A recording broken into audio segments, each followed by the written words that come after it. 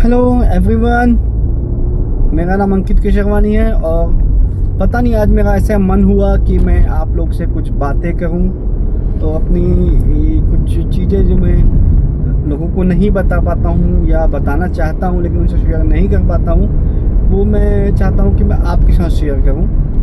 क्योंकि मेरी उम्र ज़्यादा नहीं है, फिर भी मैंने अपनी लाइफ में बहुत कुछ चीज़ें देखी हैं, कैसे प्रॉब्लम्स होते हैं, कैसे उनको फेस करना चाहिए और कैसे हम उस प्रॉब्लम को ओवरकम कर सकते हैं। ये छोटी छोटी चीज़ों में हम परेशान हो जाते हैं, हमको परेशान नहीं होना है। ये जो प्रॉब्लम्स हैं ये टेम्पररी हैं और हम परमानेंट हैं। तो ये प्रॉब्लम से आएंगे, 2-4-5 दिन आपको परेशान करेंगी और चले जाएंगी। आपको मैं किस्सा बताता हूँ, मेरे साथ हुआ था।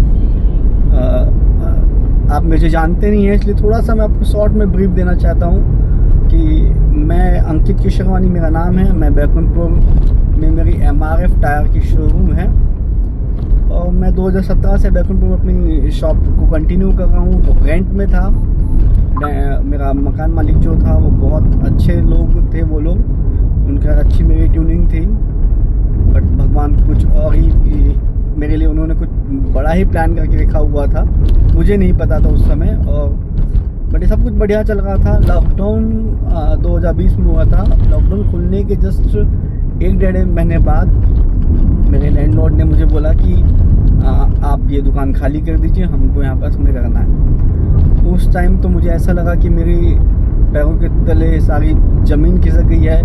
मुझे कुछ समझ में ही नहीं आया मैं क्या करूँ, एकदम मुझे टेंशन होने लगा।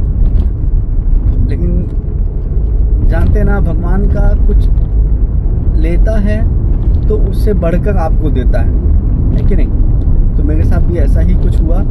उस टाइम मुझे पता नहीं था कि मेरा फ्यूचर कहाँ जाएगा। मतलब मेरे को लगा था, मैंने जो 5 साल स्ट्रगल करके अपना ये बिज़नेस को यहाँ पर बिल्ड किया है और मुझे लग रहा था कि अब मैं थोड़ा सा बिज़नेस को लेकर टेंशन फ्री हूँ। मुझे एक नया टेंशन मिल गया कि ये मुझे अब इसको खाली करना है।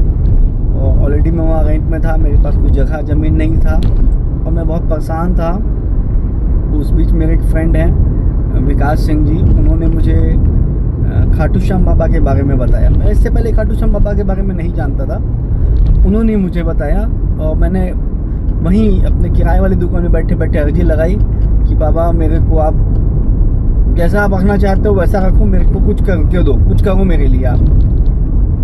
और आप बिलीव नहीं करेंगे, कुछ टाइम बाद एकदम चमत्कार हो गया। मतलब मैं कई सालों से ज़मीन बैकुंठपुर में खोज रहा था अपने लिए कि मैं अपना दुकान शिफ्ट करूँगा, लेकिन मिली